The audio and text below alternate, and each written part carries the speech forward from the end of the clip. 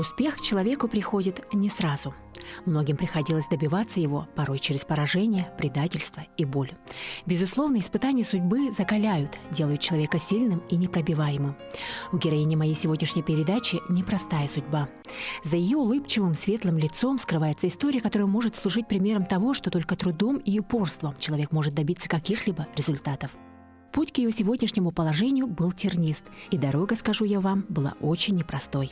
Поэтому сегодня я предлагаю вам вместе со мной посмотреть фотоальбом одного из лучших предпринимателей нашего города, директора развлекательного центра «Мандарин» и старшего преподавателя ЕГСХ Наталью Александровны Василенко. Наталья Александровна, добрый день. Здравствуйте, Аня. Здравствуйте. Я очень рада, что вы согласились на интервью. Это было непросто. Я очень рада вас видеть на площадке передачи «Фотоальбом». Я, знаете, почему позвонила вам? Потому что я очень хочу, чтобы ваша история стала примером для тех, кто считает, что судьба к ним несправедлива. Я знаю, что ваше становление было сложным, путь был долгий. Да? Давайте, наверное, начнем с детства, да? Ну да, это очень важная пора для каждого из нас. Это тот период, наверное, в жизни каждого человека, когда мы формируемся, какой-то процесс становления происходит, и, наверное, детство на каждого накладывает определенный отпечаток. Каким оно у вас было? Где проходило ваше детство? Ну, родилась я вообще в городе Киеве, как ни странно, да, очень многие удивляются, хотя выросла и практически всю жизнь прожила в Якутске, вот, и оказалась я здесь совершенно случайно, да, вот, мама, будучи молодой, импульсивный, купила билет, куда ей хватило денег, и приехала со мной с маленькой в город Якутск. Вот, и она устроилась в речной порт. Она работала практически всю жизнь, проработала в речпорту поваром на судне. Вот, и поэтому мое детство, оно было, конечно, очень таким необычным. Оно все прошло в навигации, на лени. Вот, к сожалению, так сложилось, что я росла в неполной семье, несмотря на то, что у нас семья многодетная, у нас 5 детей, у меня 4 брата. Мама вот. воспитывала вас одна? Мама нас воспитывала практически всю жизнь одна. И так случилось, что когда младшему брату было всего лишь месяц и 11 дней, она осталась совсем одна, и была я. И, конечно, ей приходилось очень тяжело. Вот, она работала там на 3, а то и на 4 работах практически. И мне пришлось просто рано повзрослеть. Вот, пришлось рано повзрослеть. Пришлось нянчиться с братом, конечно же, да, и рано работать я начала. То есть я всегда была, ну, такая серьезная, ответственная. Вот, и я уже... У меня трудовая книжка с 12 лет вообще. Да вы что? Да. И по сегодняшний день вы трудовая книжка, у вас 12 лет.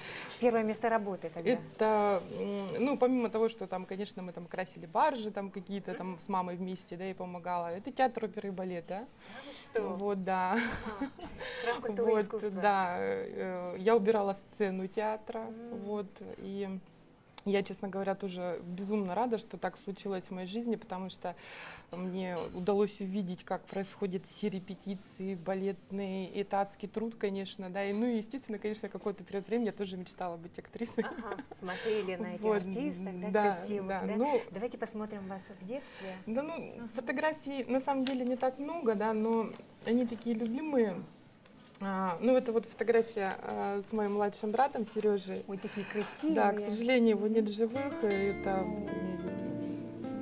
такой солнечный ребенок был, шебутной, и вот мне приходилось с ним нянчиться все время постоянно. Это вот тоже детство наше. А жили мы так на минуточку в мужском общежитии в бараке на Грессе. Вот, и поэтому что такое драки и там все прочее, конечно, это все в детстве я прошла, и поэтому у меня даже да, и это все было так, ну. Ну, я вижу, что мама старалась максимально создать уют, комфорт. Конечно, мама, она очень прикладывала к этому много усилий.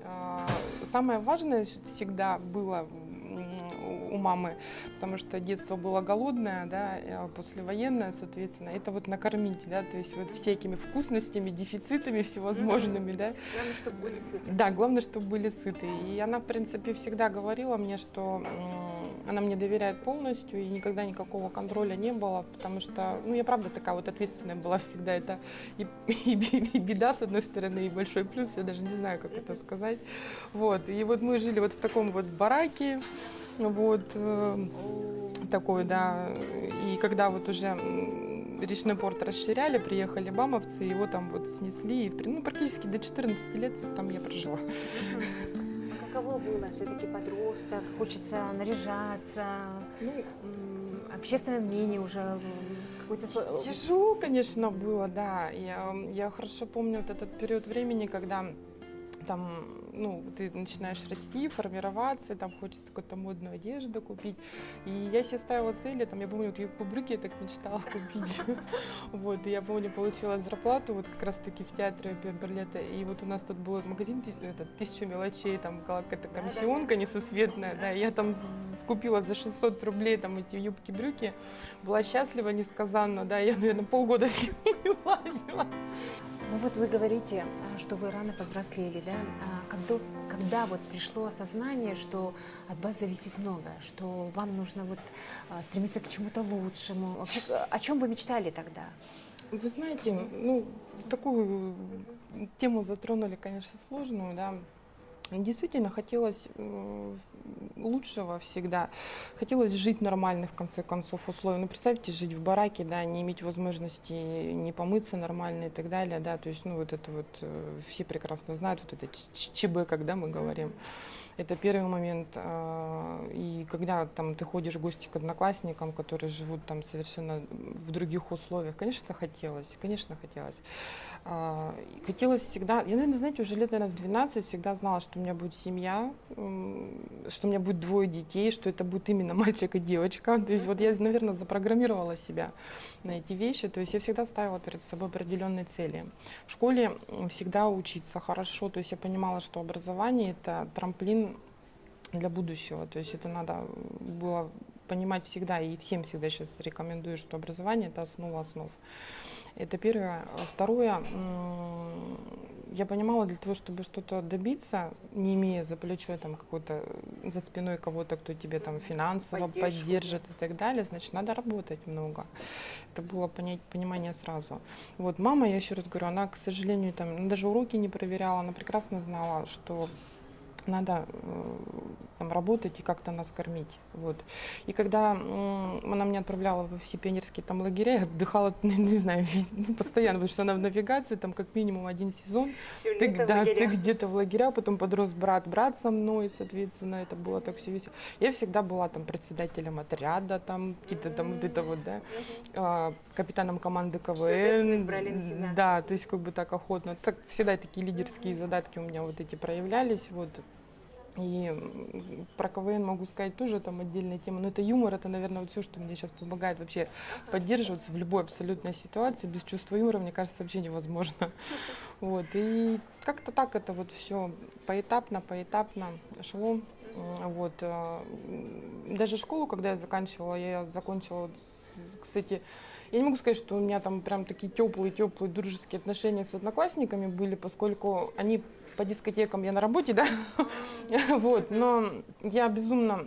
Интересы разные. Да, вспоминаю наш класс замечательный, нашу Лидию Михайловну Ковнер, ну, это вот 9 класс, вот, выпускной как раз-таки в 15-й школе в рабочем городке. Вот, да, это я. Какая красивая. Вот, и наш этот безумный, замечательный класс, вот, и со многими ребятами мы так поддерживаем отношения, кто-то уехал, кто-то, ну, как сейчас у всех есть группы, да, и мы стараемся поддерживать друг друга, и вот буквально в прошлом году вот все мои одноклассники, которые были в Якутске, вот мы собирались у нас в Мандарине, да, встретились, пообщались, ну, очень много таких позитивных эмоций было, вот, да. Тут даже фотографии, если посмотреть, все в тренде, в моде. Все в тренде, в моде, да. Они сейчас все в тренде, в моде. Достаточно, на самом деле, все ребята молодцы. Как бы, вот остались людьми, вот это самое важное, вот на самом деле. Не важно, там, какую ты должность занимаешь, а главное быть человеком, на мой взгляд, это вот основное. Может, и не было бы детства моей героини таким тяжелым, если бы рядом были бабушка с дедушкой. Родные люди, которых она видела в жизни всего пару раз. Но эти редкие встречи и рассказы матери для Натальи Александровны стали самым светлым пятном в воспоминаниях о детстве. Дед моей героини, Иван Григорьевич, был из военной интеллигенции. Красивый, статный мужчина с небесно-голубыми глазами был человеком сильным и смелым. Человек, который был и остается примером для подражания для всех членов семьи.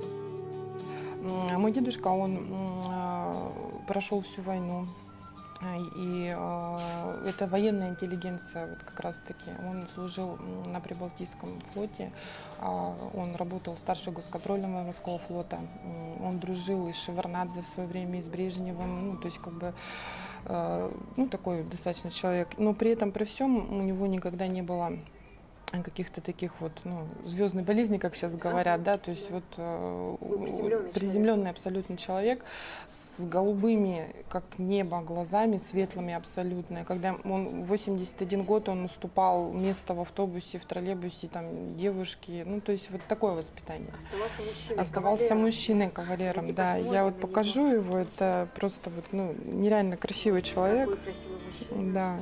Вот здесь вот фотографии тоже я очень люблю. Это вот они с мамой моей тоже. Какая красивая фотография. Прямо Очень дух люблю. тех времен, да. Да, дух тех времен. Но у нас есть вообще в архиве самая старая фотография. Это просто вот даже нереально, что я ее вот Уникально. держу в руках, да. На этой фотографии дедушка маленький, его два брата и его мама. Представляете, да? Это какого года? Это, ну, это 17-й, наверное, где-то, вот, понимаете, потому что вот я почему эту фотографию принесла, дело в том, что у дедушки вся семья военная, да, то есть вот его все брата, один брат, он прошел всю войну танкистом, он 2 раза горел в танке, а младший брат, он разведчиком всю войну прошел. Вот, и, наверное, вот этот вот какой-то вот военный отпечаток вот тоже, да, вот это вот на меня тоже наложило, да, то есть я очень люблю порядок, люблю дисциплину. Вот, конечно, жалко, я думаю, что если бы мы больше общались, чувствовалась вот эта вот поддержка, его тепло, может быть, как-то что-то, может быть, в моей жизни сложилось еще лучше. Вот, а с другой стороны, когда проходит время, думаешь, ну, сложилось, как сложилось. Так пролетело детство моей героини. Учеба, работа с 12 лет и забота о младшем брате. Но однажды пришла она – любовь. У молодых за душой ничего. Пустые карманы и только внезапно вспыхнувшие чувства. Но несмотря на это, сегодня в семье Василенко 2 прекрасных детей. И любовь, которая живет по сей день. А историю зарождения семьи моей героини можно легко переложить на киноленту. Видела такую Когда мы знакомились, вот я выглядела где-то вот так. Ой, красивая. Вот. Это тогда мода такая была, да, кубанки, там, вот такие Очень серьги сильно, очень какие-то красиво. нереальные. Такие взрослые, вдумчивые, мудрые глаза. Да, ну, я еще раз говорю, мы познакомились. На самом деле, вот, мы познакомились, это даже, ну, вот если по теории вероятности, но этого не должно было вообще произойти, собственно говоря, потому что моих родителей судьба занесла в город Братск, я говорю, это отдельная история, вот. И потом в Братске, там же тоже такие вот похожие на якутские названия, есть такое село, Тангуй называется, поселок Тангуй, где мои родители приобрели дом, вот, ну, мой отчим с тех краев, и вот как-то они решили туда переехать. И по соседству с нами жила бабушка моего будущего супруга, да. И вот они как-то там с моими родителями решили, что нас надо познакомить, да. По старинке. Да, по старинке, да, что вот, ну что, вот прям у нас вот ладный парень сейчас с армии придет, и у вас там девушка вроде как ничего. Вот, и нас познакомили, самое интересное, что мы вообще не понравились друг другу просто, вот ни я, ни Но он. вы ждали его, поскольку было сказано сверху. Вот, мы познакомились, а у мамы общие интересы нашлись с моим будущим мужем, его зовут Сергей, да, он служил как раз в Калининграде, ну а дедушка и мама, они, собственно говоря, с Калининграда, вот, это просто дедушку вот в Киев перевели, он был председателем Октябрьского района горосполкома, это вот как мэра, да, по нынешним временам. Вот, и так вот, собственно говоря, в Киев он и переехал. Ну вот, и мы с супругом познакомились, ну, не понравились друг другу, потом спустя там какое-то время мы совершенно встретились, как сейчас это модно, в клубе на дискотеке, да. И в танце полюбили друг друга. Да, ну вот как-то так. И с тех пор, я не буду говорить сколько, но мы очень много лет вместе живем.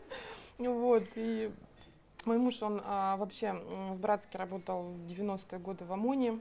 Вот. Такая красивая фотография, давайте Это наша, покажем. да, это, кстати, наша свадебная фотография. Я не могу не смеяться, когда на них смотрю, если честно. Да, сейчас расскажу, почему. Вот тоже это наша свадебная фотография. Все очень скромно. Нет, очень красиво. Вот. На самом деле, свадьба у нас такая была очень интересная, очень редко у кого, у всех обычно фото там и так далее. Мы были Это вот день свадьбы это прямо? день, это прям день бракосочетания, день свадьбы, да. Не было белого платья? Не было ни платья, ничего не было. Вот, мы были очень молодые, и финансово было тяжело. Еще раз говорю, мой муж работал в ОМОНе, и там у нас какие-то средства были, и мы решили, что, ну, мы, наверное, просто съездим там в Москву, что-то посмотрим, купим себе какую-то красивую одежду, да, ну, как все молодые, да. Вот, и свадьба у нас такая Молодец, была... практичный, да.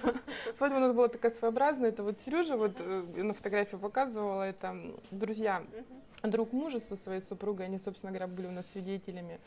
Ну и как-то так вот мы зашли в ателье, чтобы запечатлеть этот памятный день, да, вот даже цветы на фотографии искусственные, потому что фотограф сказал, ну как красивая невеста, что же она будет без цветов. Вот, и тут, конечно, и потом мы, значит, сидели на скамейке возле подъезда и пили вино, праздновали этот день. Вот. Давайте покажем фотографии. И потом вышла Сережина мама и говорит, а вы что тут сидите? Шафера. Да, шафера. Мы говорим, ну у нас, в общем-то, сегодня свадьба. Она говорит, так, всех домой, и она нам накрыла шикарный стол, и вот такая у нас была замечательная свадьба, на самом деле романтично очень, да. Вот. Необычно. Ну, необычно, Да. да.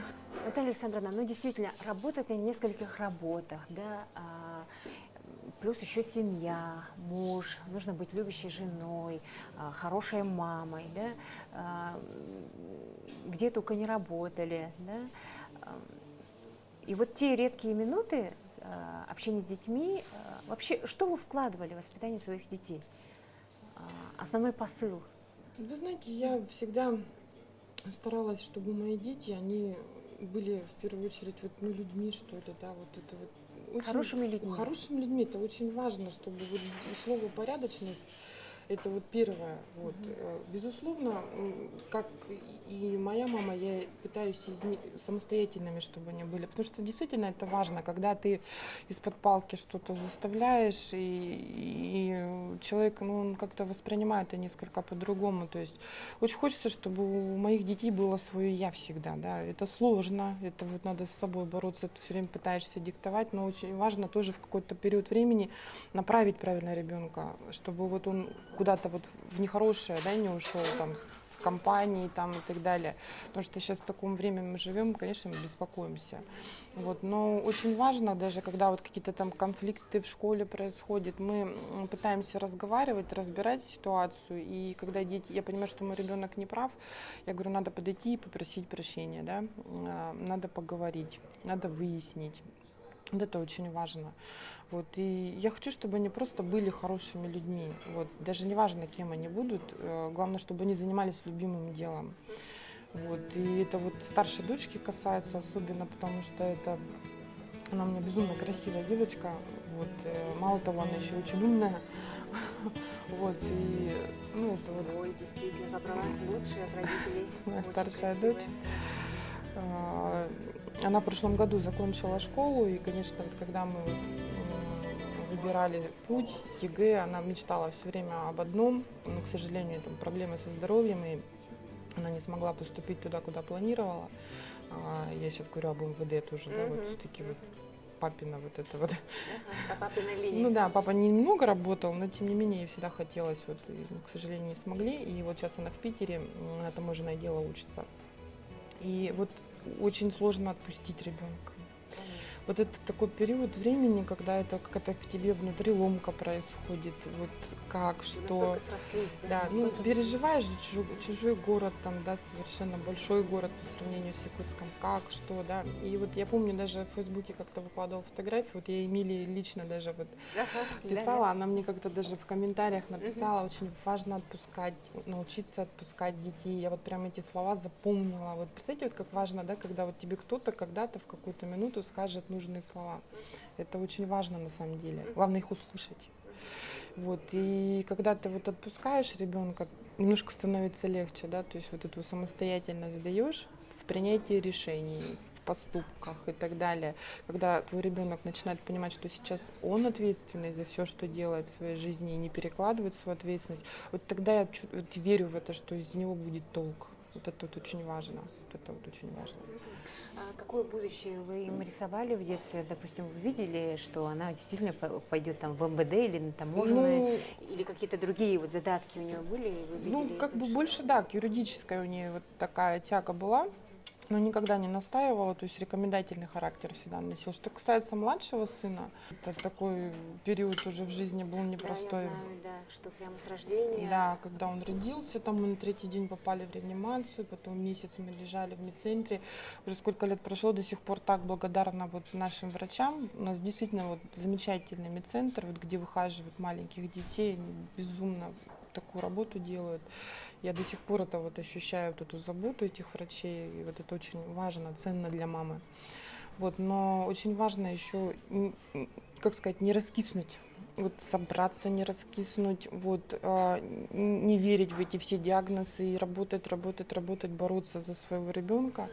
И вы победили все. Да, то есть любить, очень важно любить ребенка, не ждать помощи ни от кого, только вот собраться, вот, главное, чтобы семья вот все вместе, да, вот были всегда. И мы вот как-то это все сделали, справились. Он у нас вообще очень рано пошел в детский сад, несмотря ни на что, в год и 10. Вот, Прогнозировали другое. Да, прогнозировали другое, да, что он такой очень гиперактивный. И вот с учетом того, что вот гиперактивный, мы всегда понимали, что надо что-то со спортом. Вот он и в садике у нас там всегда был. Где-то выброс энергии. Да, был где-то его. был выброс энергии, да, и поэтому, когда он в садике всегда там побеждал во всяких эстафетах, он еще ходил в замечательный садик, Золотинка, там бассейн, вот и там, и там. Все В общем, условия. да, все условия. И когда мы заканчивали детский сад, нам наш педагог по физическому воспитанию сказал, давайте его в спорт однозначно. И вот мы его отдали в легкую атлетику. И он там очень так активно занимался, всегда первые места брал, и на прыжках, даже по якутским прыжкам он там чемпион, призер, ну, очень много у него медалей. Вот, но, Проявился. да, но у нас тоже так, опять-таки, жизнь испытывала нас периодически. Сейчас тоже будет тяжело, наверное. Вот, но я это рассказываю не для того, чтобы пожаловаться, вот честно, да, а для того, чтобы люди другие поняли, что, ну, вот можно выйти из любой ситуации. В свой день рождения, 3 ноября, 2 года назад, на тренировках он упал и сломал позвоночник. Я помню, это был рабочий день, и мне муж звонит, я даже не поверила своим, вот, тому, что услышала. Вот, и мы практически целый месяц вот пролежали в медцентре. Было тяжело, но надо было собраться. Мне еще так совпало, что в палате лежал еще один мальчик, к которому родители вообще не приезжали. То есть, да, это были 2 лежачих ребенка. Да, то есть мы старалась заботиться и о своем сыне, об этом мальчике. Вот, и такое вот состояние было, что делать дальше, как быть, что с работой, кто будет работать, как сидеть. Ну, был лежачий, да, то есть как бы даже в туалет самостоятельно нельзя было ходить определенный период времени. Вот. Вообще, что будет дальше? Судьба продолжала испытывать мою героиню. Появление младшего ребенка и так было тяжелым. Страшный диагноз, а после перелом позвоночника, казалось бы, опять безысходность. Но не в случае с моей героиней. Семья вместе прошла трудный путь выздоровления. Черная полоса лишила работы, снова безденежье, но Наталья Александровна, вопреки всему, благодарит судьбу за то, что на ее дороге встречались только хорошие люди. Например, в те страшные для семьи дни руку помощи протянули совершенно другие люди. У меня есть однокурсники, с которыми мы дружны, вот, да, и когда они приехали, никто. А мой бывший директор, да, прибежала ко мне в медцентр с каким-то безумным тортом, с какой-то игрушкой, Галина Леонидовна, да, вот. И однокурсники мне просто привезли в конверте деньги, сказали, на, Наташа, это тебе на корсет, как бы, да. Я до сих пор это так помню, это настолько ценно, да. И приезжали к нам, я вот этой семье тоже благодарна. одноклассника моего сына, Халимов Ульфат, папа, он привозил аяза к нам всегда, вот, ну, там возле палаты с какими-то фруктами, соками, да, ну, чтобы они просто пообщались. Ну, представляете, ребенок месяц лежит изолированно, не выйти никуда, ничего. И я от этих людей никогда этой помощи не ждала, то есть я ждала, Помощь ну, приходит оттуда, откуда не абсолютно, ждешь. да, и я настолько ей благодарна, это вот для меня прям такие светлые пятна вот в тот трудный период, и я этим людям очень благодарна. И это важно, вот такая поддержка, она, ну, я не знаю, её как измерить, честно говоря.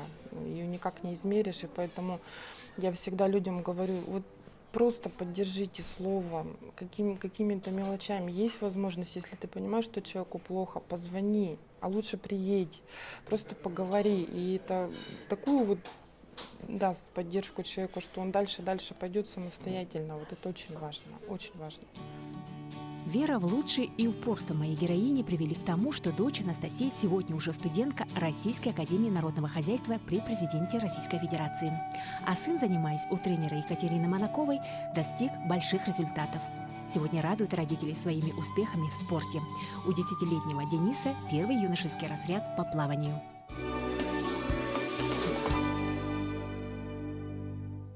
Наталья Александровна – человек, который не боится работы. Где она только не работала и кем только не работала. И на хлебокомбинате, на производстве, и рядовым менеджером, и руководителем в ряде крупных предприятий Якутска. В пору ее становления были трудные времена, отсутствие зарплаты, фирмы открывались и закрывались, и поэтому ей приходилось снова и снова уходить в никуда. А найдя работу, приходилось начинать все с нуля. Сложно, но все возможно, говорит Наталья Александровна. Может, поэтому сегодня она опытный руководитель и один из лучших предпринимателей города Якутска. Действительно так сложилось в моей жизни, что мне довелось поработать в крупных компаниях, таких достаточно известных. Вообще начинала я работать на якутском хлебозаводе, да. Вот. Все, наверное, любят вот такие вот конфеты, там, дрожжи, морские камушки, да.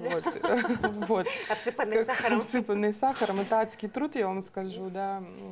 И когда я там работала, я уже поступила вот в наш торгово-экономический колледж, и я там... А это вы все делали, да? Да, это ужасно адская работа. Это вот ты как шахтер выходишь, да, из шахты. И меня вот обучали две замечательные женщины.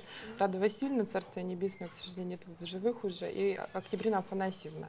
И они мне все время говорили: Наташ, ты очень умная, ты давай иди отсюда, да, тебе здесь не место. Вот. И, ну, собственно говоря, так и случилось, но это такая тоже очень хорошая школа жизни. И когда я уже обучалась в торгово-экономическом колледже, то есть моя жизнь вообще с общепитом никак не была связана после этого. Вот, я работала в Южноверхоянской горнодобывающей компании, мы еще работали с иностранцами, то есть я работала в отделе кадров, специалистом по кадрам, а вообще кадровики — это особая каста людей, потому что ты практически со всеми взаимодействуешь, и ты становишься уже каким-то психологом, что ли, да, с какой-то. И я очень дружна до сих пор с ребятами, сейчас эта компания «Полис» называется. Вот, рудник Нежданинский, Нежданка. Вот, и совершенно недавно, кстати, мои бывшие коллеги приходили к нам на турнир в мандарины, мы так пообщались. Вот, работала в Ростелекоме достаточно такой определенный период времени, когда это был, вот, на мой взгляд, настоящий Ростелеком. Вот, когда его возглавлял Ипатьев Георгий Георгиевич, замечательный, а моим начальником отдела Охотина Ольга Андреевна была, я сейчас тоже с ней поддерживаю связь, она мне всегда помогает каким-то советом. Вот, и когда я уже работала в Ростелекоме, родила сына, и ну, нужно было работать, подзарабатывать, и я решила, почему бы нет, пойду-ка я, пока вот как раз его устроила в садик, было объявление, требуется менеджер по персоналу, который бы навел порядок там в компании и так далее. Это дочернее предприятие «Золото Якутии» ОАО «Экосис». Вот. И я туда пришла, а это достаточно большая компания, это сеть ломбардов, там магазины, клуб-ресторан «Корона».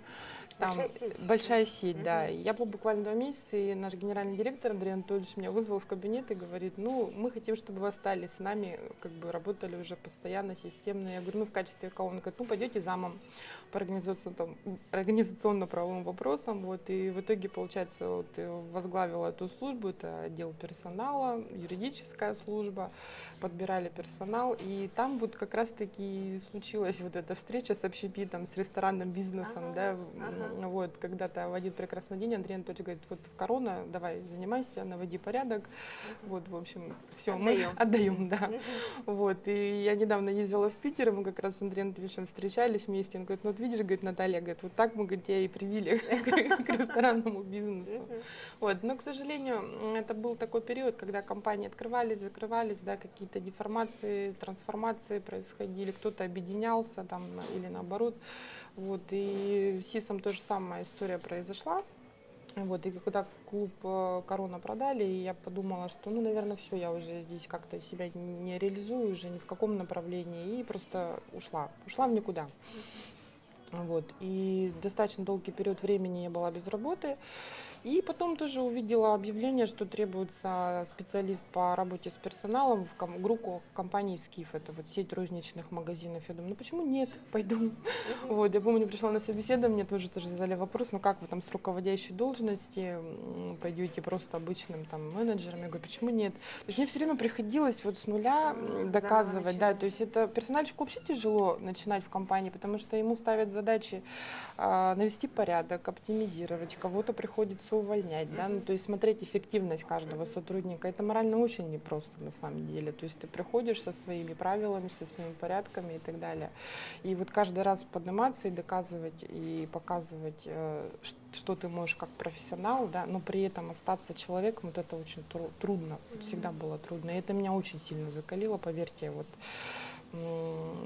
Я даже врагу не пожелаю, честно говоря, вот пережить вот морально, что мне приходилось постоянно вот идя вот с нуля. Это сложно, очень сложно. Ну, значит, вы не боитесь спотыкаться, падать и вставать, и идти снова покорять новые Наверное, в вершины? этом и есть здесь жизни, потому что когда у человека слишком все гладко, слишком все ровно, он, наверное, стагнирует, то есть период стагнации какой-то начинается, вот не растет никуда, не движется.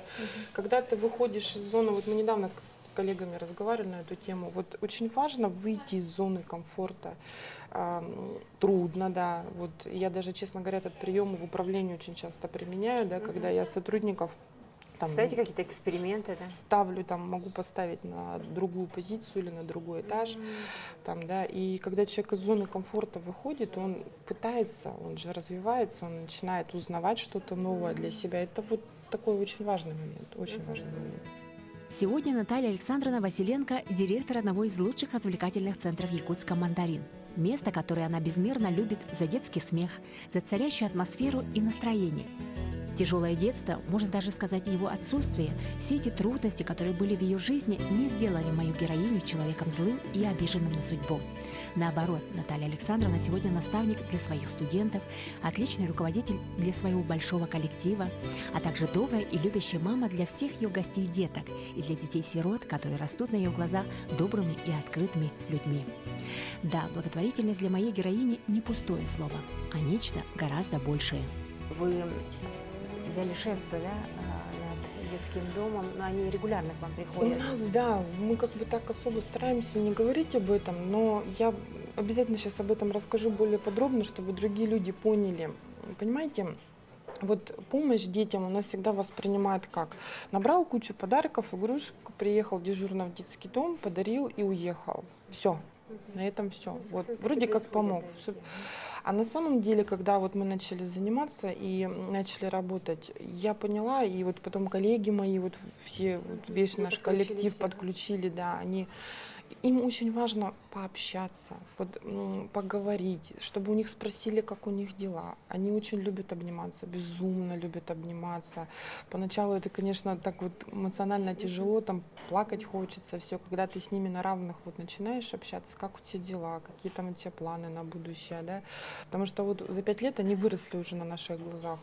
Я вот хочу сказать, что вот у нас есть замечательная школа-интернат номер 2, коррекционная, вот, и мы туда ездим, у нас там есть подшефная семья, 7-я, номер 7, и там разные дети, они разновозрастные, мальчики и девочки, вот они растут уже, вот Лешка, допустим, он уже поваром собирается идти, вот он 10 класс закончит, мы ему там уже направление, как говорится, выписали, путевку, да, вот, и они приезжают, мы с ними общаемся, мы к ним ездим, да, и, конечно, очень много так приходят тоже там малоимущие семьи, вот прийти, поиграть бесплатно, бесплатно, да, то есть мы стараемся эту возможность оказывать детям. И на самом деле это не требует таких больших уж там каких-то вложений, найти да. время. То есть каждый может, вот просто поймите, вот каждый человек может взять и поехать, взять что-то, собрать, какую-то сценку показать, что-то придумать, да, вот это общение, оно вот на самом деле больше, Душевно. да, душевно, теплоты. А, Давайте вернемся к бизнесу, да. Вот вы наставляете молодежь, да, обучаете их, проводите бизнес-тренинги, да. Что бы вы посоветовали молодежи, которая хочет, но не решается запустить свой бизнес? Ну, они должны в первую очередь себе задать несколько вопросов самых важных, да, зачем я это хочу сделать, что именно это будет за бизнес, это очень важно, да, потому что вот хотеть и мочь это разные вещи, все-таки надо оценивать свои возможности, и любой, кто начинает заниматься бизнесом и вообще руководить и так далее, это в первую очередь ответственность очень большая, да, вот, и риски, вот, надо это точно понимать, какой это будет бизнес, надо понимать, что будет непросто. И надо будет жертвовать очень многим личным временем, привычками, да, привычным укладом жизни, потому что надо работать 24 часа в сутки, то есть надо думать, реализовывать эти планы и так далее. Следующее, что еще хочу сказать, я выпускникам всегда нашим говорю, все-таки надо развивать бизнес не только в городе Якутске, а все-таки вот в Улусе, да, вот мы еще говорим про общепит, и сейчас все-таки много работы делается по развитию инфраструктуры вообще в целом в республике. А мы сейчас говорим о туризме очень много, да, соответственно, почему бы нет, не открывать какие-то вот точки общепита за пределами города. Вполне возможно, да, но если про ресторанный бизнес говорим. Но самое главное ставить перед собой цели и идти к ним. То есть не ждать, что кто-то что-то должен там, и так далее. Это системная работа, очень системная работа. Вот, и поэтому, если человек целеустремленный, то есть он добьется успеха. Даже если у него в каком-то проекте что-то не получится, он откроет новый. Я таких очень много людей знаю, да, вот они. Тут не получилось, сейчас попробую вот этот вариант, да. Главное не сдаваться. Главное не сдаваться, да, очень важно. Вот, и немножко вернусь вот к мандарину, да, вот мы тоже вот эту концепцию открытости стараемся применять там в плане многих вещей, там, и ценовой политики и так далее, да. То есть очень важно создать атмосферу, вот атмосферу уюта, атмосферу, где ты можешь пообщаться, где тебе комфортно. Это вот очень важный такой момент. Вот, и я думаю, что за 2 года мы этого добились. Все-таки мы уже 2 года подряд лучшее предприятие города общепита. Вот, и стараемся вот как бы эту марку нести. С чем вас и поздравляю. Да. Спасибо большое, Наталья Александровна, что приняли мое приглашение. Да. Ваш центр один из лучших. Спасибо также за открытый разговор, за вашу историю. Как женщина желаю счастья, как бизнесвумен желаю достижения всех поставленных целей. Спасибо.